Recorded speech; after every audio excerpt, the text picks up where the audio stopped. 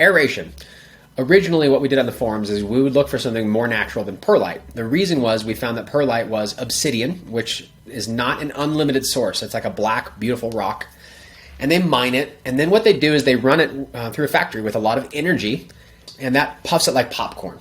And so it expands, and that's what you see is the white, very lightweight material. Now, if you understand that most of the products we buy on the shelves are basically we're paying for the freight.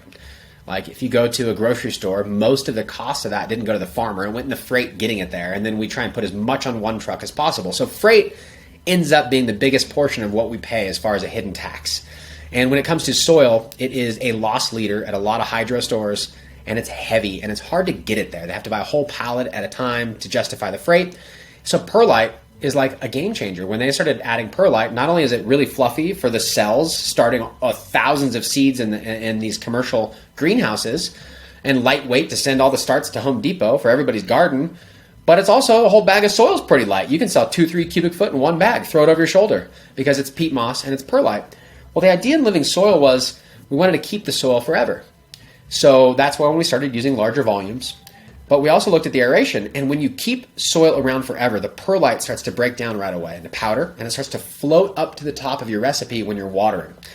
And it doesn't lend itself to keeping without impaction over a long period of time. So we were wishing to get away from that for a number of reasons. Not sustainable, not really a real mineral like it was puffed up, even though arguably it holds a lot of air, like it has some huge benefits to soil.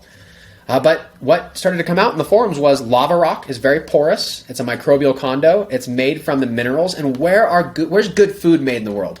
Hawaii, Pacific Northwest, anywhere where volcanic activity created really abundantly mineral-rich soils. This clip is brought to you by AC Infinity. Use discount code MrGrow at 15 to save on any of their products.